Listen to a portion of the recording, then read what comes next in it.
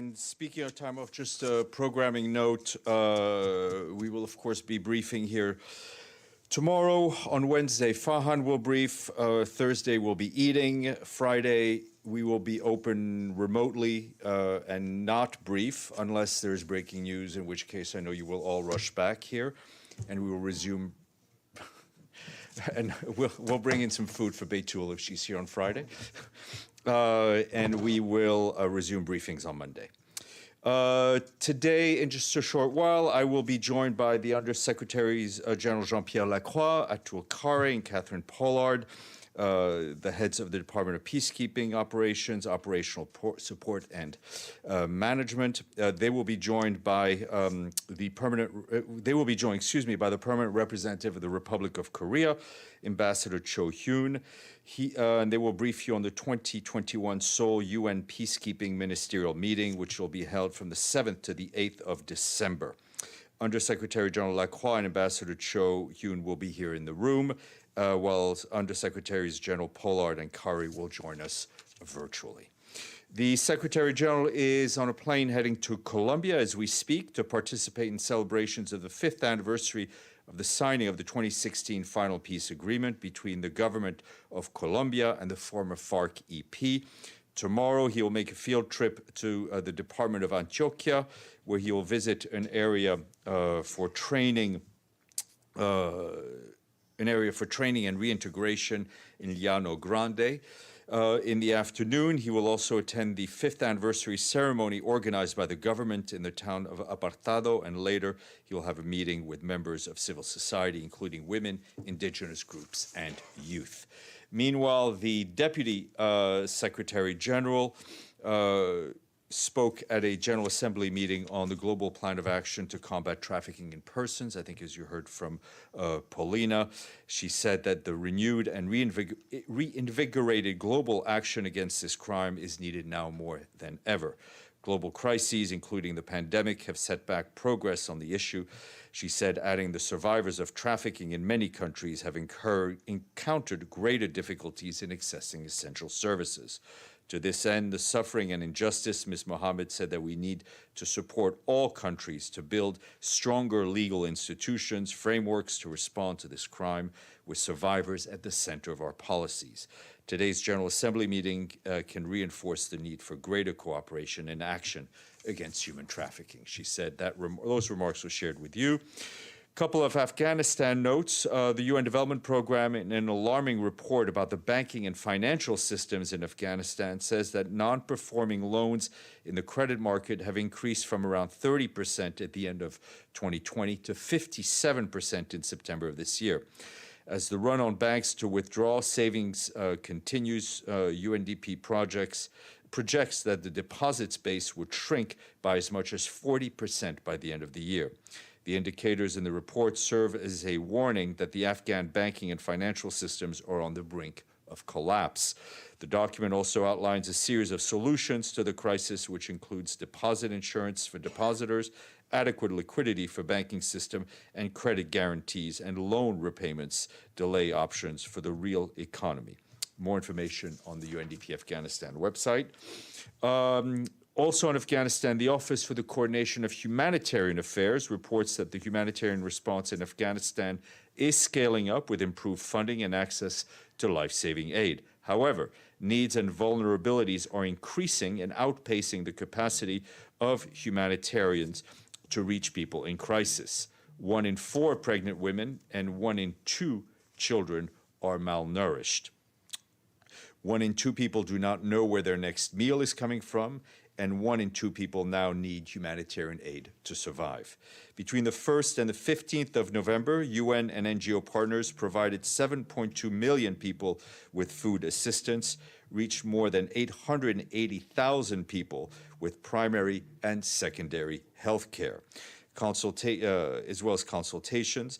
They assisted almost 199,000 drought-affected people through water trucking and treated more than 178,000 children under 5 for acute malnutrition. Afghanistan's flash appeal, seeking $606 million to help 11 million people most in need in the last 4 months of 2012, is now $100 funded. We are grateful for the generous contributions of the donor community. However, all financial commitments have not been translated into actions on the ground due to financial system challenges amid the cash and liquidity crisis.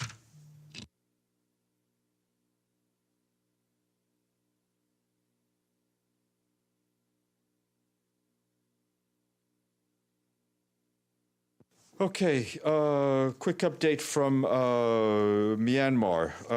I can tell you that we are deeply concerned by the intensification and arbitrary arrests in Myanmar, the targeting of members of the National League for Democracy, affiliates, and others promoting return to Myanmar's democratic path, and those exercising their most basic rights to peaceful assembly.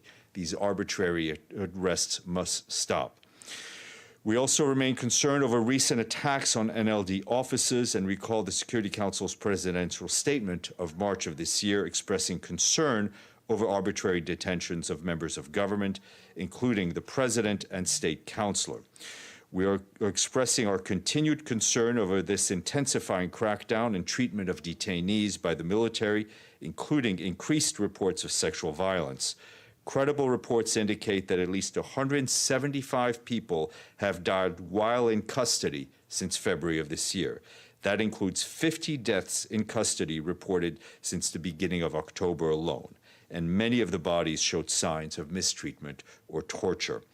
We reiterate our call for the release of all detainees and for the cessation of violence on all sides. This morning, the Security Council held an open debate on the impact of trafficking of arms on peace and security. At this briefing, Robin Geis, the head of the UN Institute for Disarmament and Research, reiterated that the diversion of trafficking in arms includes small arms, light weapons, and ammunition, is a defining factor undermining peace and security. He urged states to adopt a more inclusive approach to strengthening weapons and ammunition management. Quick update from Micronesia, where the Secretary General's representative of the Federated States of Micronesia, Jaap van Heerden, presented his credentials to authorities today. We have more on-the-ground presence of the UN family as requested by member states to support authorities and all people in the Federated States of Micronesia, Kiribati, Nauru, Palau, and the Republic of the Marshall Islands. Mr. Van Heerden confirmed that the UN will strengthen its support across all national priorities, leveraging partnerships and innovation in support of climate change adaptation, social development, inclusive, sustainable economic growth. The UN team will also support the authorities to address and recover better from the pandemic to advance the sustainable development goals. It's anticipated that the UN presence in Micronesia will be gradually reinforced with newly established multi-country offices. And lastly, as you may have seen on Friday afternoon, Secretary General appointed Caroline Ziadeh of Lebanon as his new special representative and head of Office of the Administration Mission in Kosovo, or UNMIK. Ms. Ziadeh succeeds Zahir Tanin of Afghanistan, to whom the Secretary General is grateful for his dedicated efforts to further peace and stability in Kosovo and the region, and his effective leadership of the mission. As you may recall, some of you who've been here for a bit, Caroline was for a long time Deputy Permanent Representative of Lebanon at the UN, and she has diplomatic experience of over 30 years, most recently as Director of the Ministry of Foreign Affairs and Immigrants in Lebanon. James. What's the Secretary General's reaction to developments in Sudan? Well, you will have seen that the mission itself issued a statement over the weekend. I mean, for us, it is also important. We also feel it's very important to stress the need to protect the constitutional order, to safeguard basic freedoms of political action, freedom of speech, and peaceful assembly. The transition partners will need to urgently address unresolved issue to complete the political transition in an inclusive manner with respect for human rights and the rule of law. We also, of course, reiterate our call for independent investigations into the deaths that we saw over the last few weeks and accountability for justice. in the last hour, the Sudanese Foreign Minister, Mariam Al-Mahdi, has said that she has resigned. She says that she was not, the ministers were not consulted about the agreement involving Prime Minister Hamdok, and she says, we are against the agreement because it supports the coup. Any reaction to those comments? Well, listen, I haven't seen those particular comments, but I think it's to just underscore the need to protect the transitional process. Betul.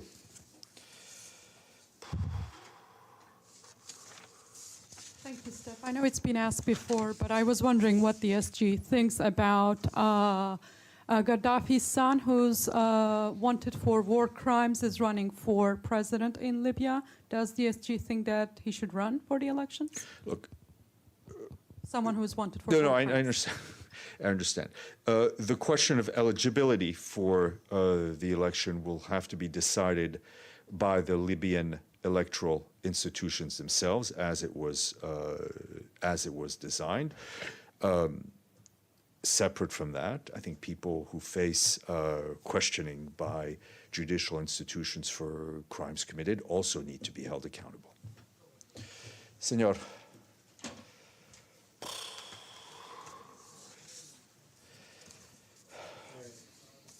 Stefan, there's been a joint statement today by Amnesty, Human Rights Watch, and Cairo NGO, strongly criticizing the UNDP report in September, saying, I quote... Which UNDP report? September report on Egypt. On Egypt? Ah, yes. Okay. Saying that it aims at whitewashing grave violations of international human rights law committed by the Egyptian government. There has been a letter addressed to the Secretary General and the UNDP coordinator in Egypt, but so far, no answer. Okay, I will look. It's the first I've heard of it. Let me see if we can find the letter. I would also encourage you in the immediate to ask our UNDP colleagues, but I will look on our end as well. Evelyn.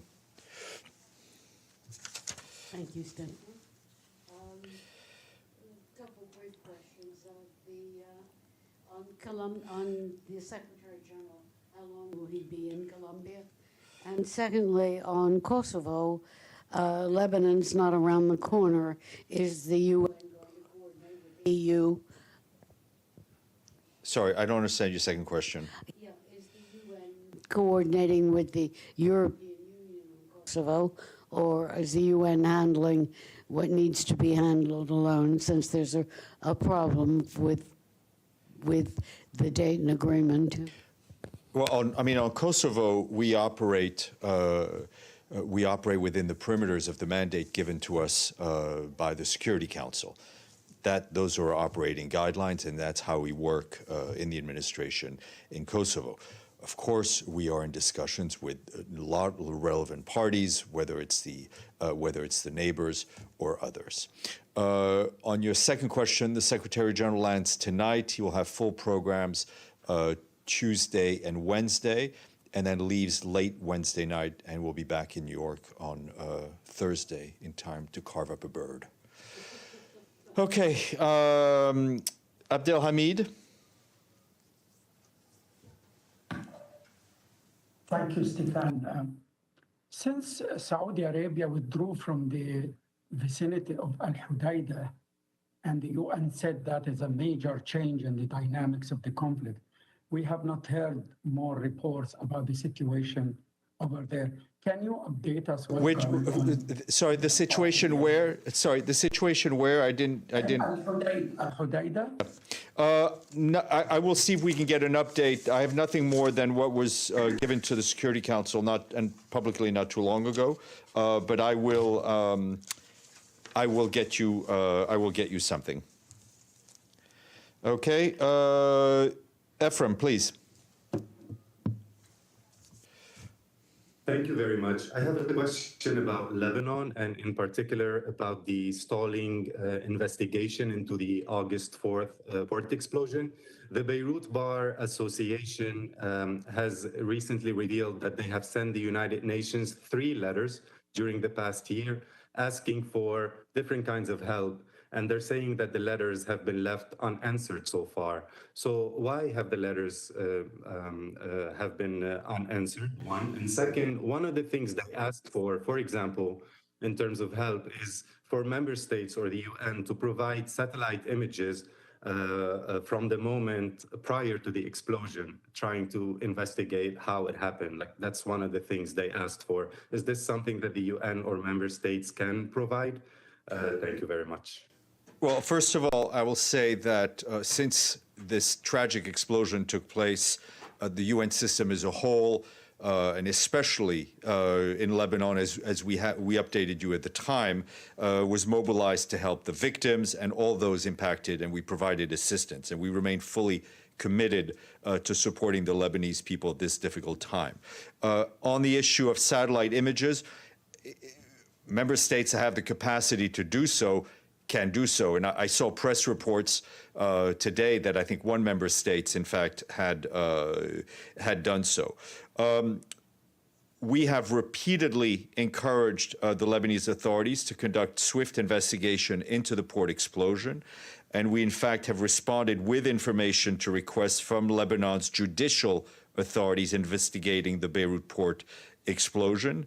At this point, I can't give you any more details, given that there are relevant legal proceedings ongoing.